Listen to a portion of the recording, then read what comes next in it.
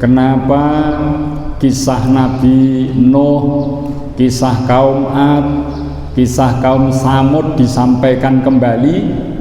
Ada dua alasan niku wau, nggih. Kadzabat qablahum qaumun Nuh. Kadzabat telah mendustakan qablahum sebelum mereka, yaitu sebelum orang-orang kafir. Ini ada kaum yang mendustakan Rasul. Siapa itu? Kaumnya Nabi Nuh. Qaumun Nuhin, kaum Nabi Nuh. Fakadzabu, maka mereka mendustakan abdana, hamba kami. Waqalu, dan mereka mengatakan majnunun, seorang gila. Wazdujir, dan dia diberi ancaman. Dados mboten namung Nabi Muhammad mawon yang dihina, dicela oleh orang kafir Quraisy.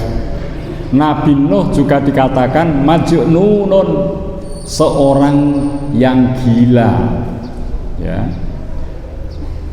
Tidak hanya dianggap gila, wazdujir, Nabi Nuh juga diberikan ancaman oleh kaumnya. Lho niki pun dados napa niki konsekuensi dalam mengajak kebenaran. Amar ma'ruf nahi mungkar ada konsekuensinya. Mungkin ditolak, bisa jadi meningkat dimusuhi, dan tidak sedikit rasul-rasul Allah itu dibunuh. Lho niki wis mboten wangsal bayaran, imbalan, ya, dibunuh. Banyak rasul-rasul dari Bani Israel dibunuh oleh kaumnya. Amila nika sebuah resiko dalam beramar ma'ruf nahi mungkar. Mula nek kula jenengan ajak-ajak kesaenan, mencegah yang mungkar, kita harus siap konsekuensi itu. Mungkin ditolak ajakan kita, mungkin dibalas dengan hinaan, celaan untuk diri kita, bahkan ada perlawanan-perlawanan yang mengancam keberadaan kita. Niki kula jenengan kedah siap, karena para rasul zaman dahulu dalam beramar ma'ruf nahi mungkar pun mengalami hal itu, seperti Nabi Nuh alaihi salam. Fada'a rabbahu anni maghlubun fantasir. Ini doa Nabi Nuh, doanya pendek, tapi doa ini diijabah oleh Allah. Fada'a, maka Nabi Nuh berdoa, Rabbahu, kepada Tuhannya, anni maghlubun fantasir. Anni, sesungguhnya aku maghlubun, orang yang dikalahkan, fantasir, maka tolonglah. Donga niki saged kula panjenengan contoh, nggih. Menawi kula panjenengan pikantuk cobaan, ada orang yang memusuhi, ingin berbuat zalim kepada kita, dan kita tidak punya daya kekuatan untuk melawan, bacalah doa ini, nggih. Ya, dadi dongane niki mboten panjang niki. Nek dipun damel redaksi nggih, Rabbi inni maghlubun fantasir. Wahai Allah, aku telah dikalahkan, fantasir, maka tolonglah aku. Dan niki nggih, anni maghlubun fantasir. Niki nek kula jenengan menghadapi persoalan yang sulit, kita tidak mampu menyelesaikannya, maka bacalah doa Nabi Nuh ini, ya. Kita mohon kepada Allah untuk diberi pertolongan, dan doa ini langsung diijabah Allah. Fa fatahna abwabas samai bima'im munhamir. Fa fatahna, maka kami bukakan abwabas samai, pintu-pintu langit, bima'in munhamir, dengan air yang tercurah. Setelah Nabi Nuh berdoa anni maghlubun fantasir, dungane niku Allah langsung membuka pintu langit, hujan pun turun ya dengan deras. Dari langit hujan turun, dari bumi sumber-sumber air pun bermunculan. Nah niki boten teng langit mawon ternyata. Wa fajjarnal ardo, dan kami pancarkan al ardo bumi, uyunan beberapa mata air. Faltaqal ma, maka bertebaranlah kamu, yaitu air, ala amrin, atas suatu urusan, qad kudir, sungguh telah ditetapkan. Akhirnya air dari langit turun dengan deras, kemudian mata air pun bermunculan sehingga kedua air ini bertemu. Daratan semakin cepat digenangi oleh air ini ya. Itulah bencana besar yang diberikan Allah kepada kaumnya Nabi Nuh yang mengingkari dakwahnya Nabi Nuh. Nabi Nuh berdakwah 950 tahun. Tidak ada kaumnya yang mendukung dan mengikuti ajaran Nabi Nuh. Akhirnya karena perlawanan dari kaumnya Nabi Nuh, doa Nabi Nuh dikabulkan Allah, banjir besar pun melanda kepada kaum Nabi Nuh alaihi salam. Wa hamalnahu ala dzati alwahi wa dusur. Wa hamalnahu, dan kami angkut dia, Nabi Nuh diangkut oleh Allah, ala dzati alwahi wa dusur, atas dzati alwahin yang mempunyai papan, wa dusur dan paku. Maksudnya kapal Nabi Nuh itu terbuat dari papan kayu yang disatukan dengan pasak paku ya. Jadi rangka dari kapal itu dari perahu dan pasak atau paku.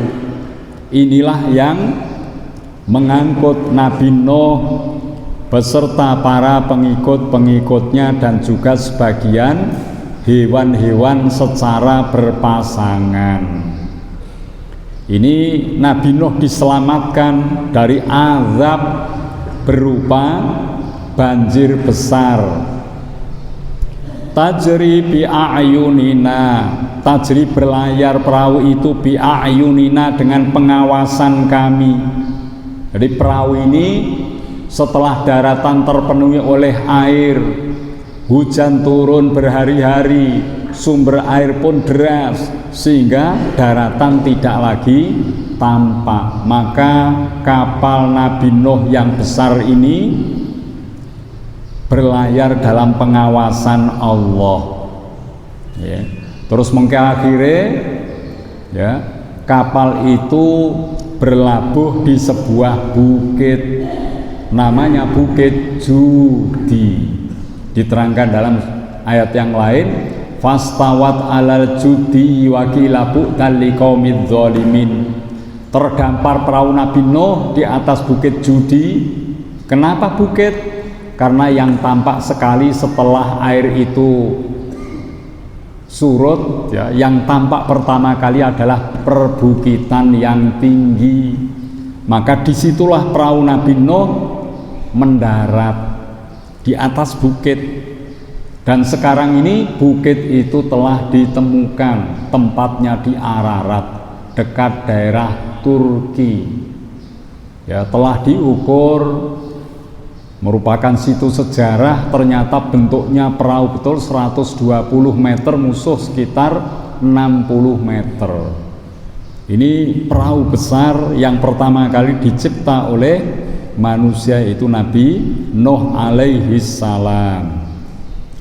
Jazaan liman kana kufir, jazaan pembalasan. Jadi banjir besar itu merupakan suatu pembalasan. Liman kana, bagi orang kana adalah dia, kufiro, yaitu diingkari. Jadi orang-orang yang ingkar kepada ajaran Nabi Nuh, mereka telah dimusnahkan dengan banjir yang besar. Orang-orang terdahulu, kalau mereka menolak ajaran Rasul, Allah langsung menurunkan azab. Ya, mungkin ini ingkang diterangke tiga, Nabi Nuh ya dengan kaumnya, kemudian kaum Ad yaitu kaumnya Nabi Hud alaihissalam, kemudian kaum Samud kaumnya Nabi Soleh alaihissalam. Ini contoh-contoh kaum yang menentang dan menolak ajaran Rasul. Mereka telah diazab oleh Allah di bumi ini. Ini supaya menjadi pelajaran bagi orang-orang kafir Quraisy. Kalau mereka menentang, menolak ajaran Rasulullah, mereka pun akan mengalami azab seperti itu. Nah niki nggih. Walaqad taraknaha ayatan fahal mim muddakir. Walaqad dan sungguh taraknaha telah kami tinggalkannya ayatan tanda-tanda atau pelajaran.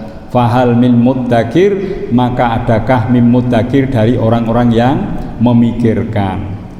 Jadi peristiwa banjir besar pada zaman Nabi Nuh ini merupakan pelajaran yang ditinggalkan Allah untuk kaum setelah Nabi Nuh supaya menjadi pelajaran. Ini umatnya Nabi Muhammad mempelajari tentang hal itu. Inilah akibat jika menolak ajaran Rasul. Tapi setelah diutusnya Nabi Muhammad, azab tidak diturunkan. Boten wonten azab, tapi adanya hanya sekedar peringatan-peringatan saja, boten azab ya. Maka orang-orang kafir Quraisy kalau mereka menentang ajaran Rasulullah SAW, mereka pun akan diperingatkan dengan suatu peristiwa-peristiwa yang besar. Lah niki boten wonten azab malih, tapi yang telah berlalu kisah Nabi Nuh supaya diambil pelajaran untuk kita semua. Untuk kita semua, kalau Nabi Nuh perahunya ini hanya diikuti oleh orang-orang yang percaya kepada ajarannya, sementara yang menolak mereka tenggelam dengan banjir yang besar. Kula panjenengan nggih nggadahi perahu piyambak-piyambak. Perahunya apa? Wujudnya adalah keluarga kita masing-masing. Lah niki keluargane kula jenengan, rumah tangga kita ibarat perahu yang berlayar di samudra.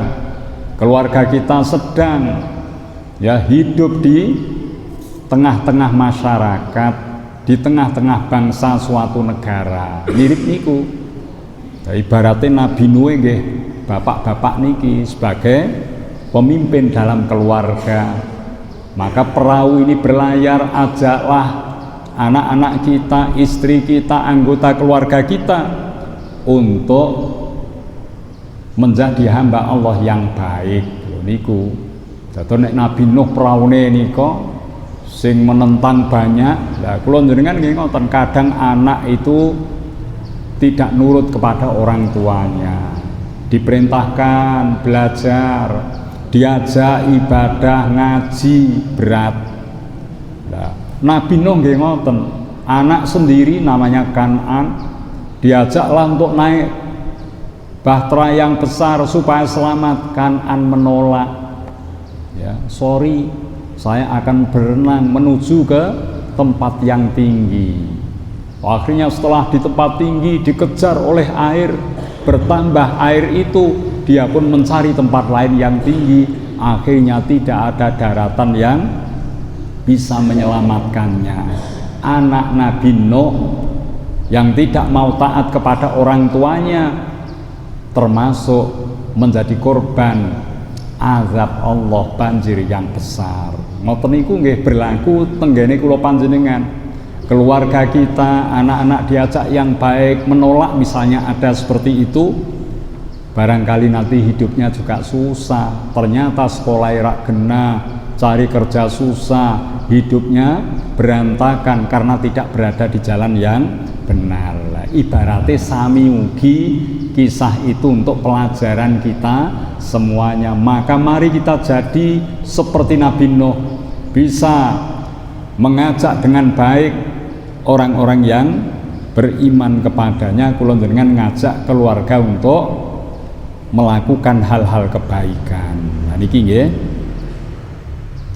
Jadi ini dijadikan pelajaran ya. Walaupun sudah berlalu, tapi hal yang seperti itu bisa berlaku bagi diri kita, masyarakat kita, bangsa negara kita.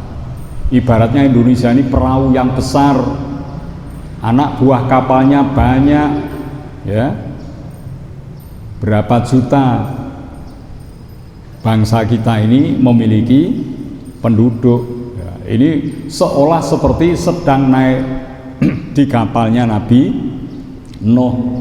Apakah kita taat patuh pada pemerintah? Apakah pemerintah ini sebagai ya pemegang kendali perahu yang besar ini mampu memikul amanah dari rakyat, menyelamatkan rakyatnya atau tidak? Ini hampir seperti kisah Nabi Nuh alaihi salam. Ini diambil pelajaran lebih luas ya. Fa kaifa kana azabi wa nuzur. Fa kaifa maka bagaimana kana adalah dia azabi azabku wa nuzur dan peringatan atau ancamanku. Jadi ini Allah telah memberikan ancaman, peringatan yang keras berupa azab, tidak ada ampun. Ya, jadi kalau azab sudah ditetapkan Allah tidak akan bisa ditolak. Seseorang tidak akan bisa lari dari azab Allah. Lho niku mula niki suatu peringatan yang keras ya. Jadi tidak main-main. Kalau dia umatnya Nabi Nuh ini menolak, maka akibatnya akan ditumpas oleh banjir yang besar dan mereka tidak akan bisa menyelamatkan diri. Ini peringatan Allah yang keras. Walaqad yassarnal Qur'ana lidzikri fahal mim muddakir. Ya, ini kembali lagi karena kita diperintahkan mengambil pelajaran dari kisah Nabi Nuh dan itu ada dalam Al-Qur'an, maka ketahuilah walaqad yassarna dan sungguh telah kami mudahkan Al-Qur'an lidzikri untuk pelajaran. Fahal mim muddakir, maka adakah mim muddakir dari orang yang memikirkan. Al-Quran telah disusun Allah dengan mudah. Anak-anak kecil 7 tahun, 8 tahun, 10 tahun hafal Al-Quran. Iku keajaiban. Dikon ngapalke Undang-Undang Dasar 45 ora apal-apal. Al-Quran setebal itu kadang tidak dimengerti maknanya, ternyata usia-usia anak banyak yang hafal Al-Quran. Lalu niku dimudahkan oleh Allah.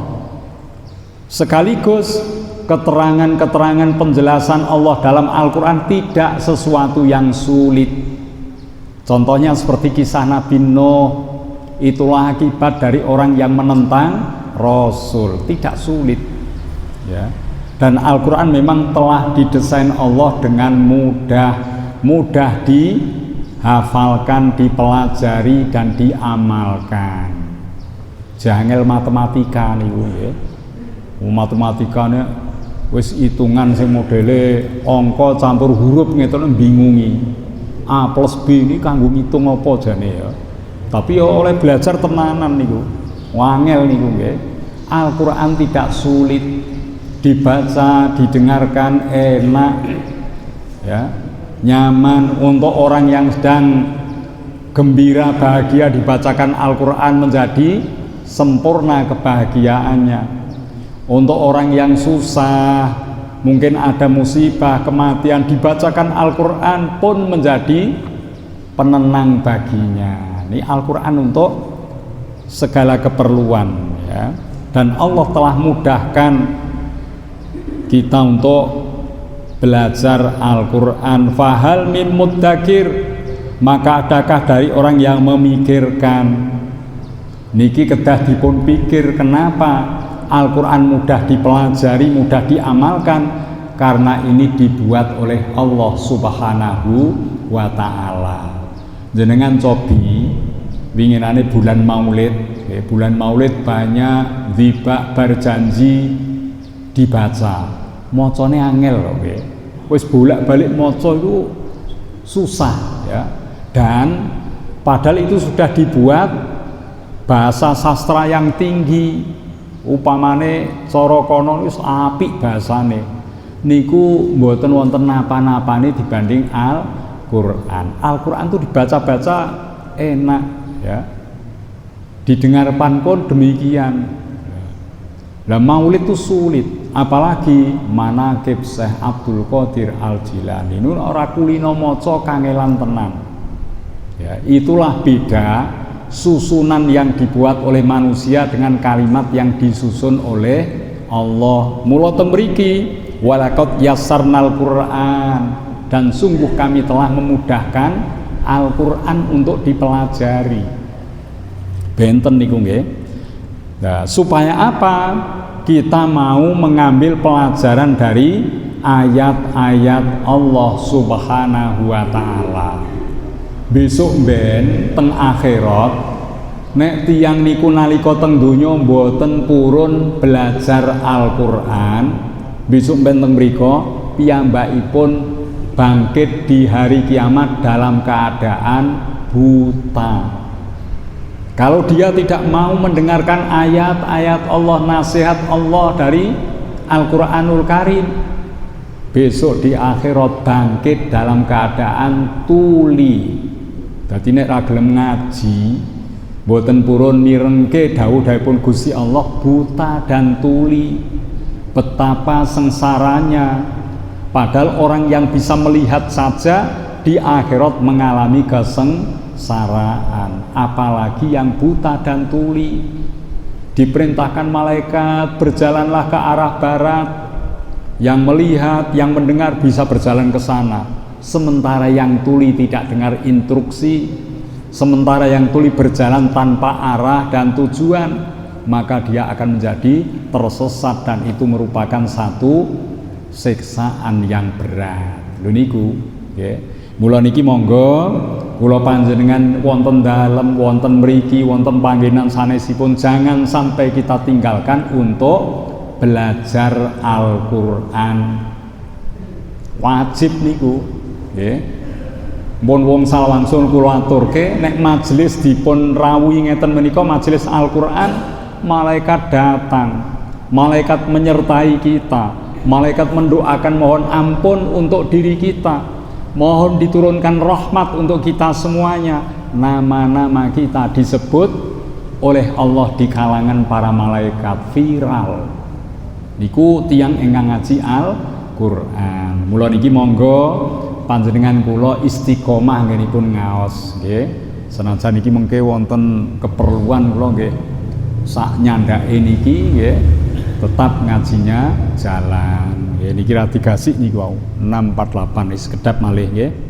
Kadosipun cekap menika ingkang saged kula aturake menika mboten wonten tanya jawab nggih, keranten wonten keperluan. Mugi-mugi wonten manfaatipun.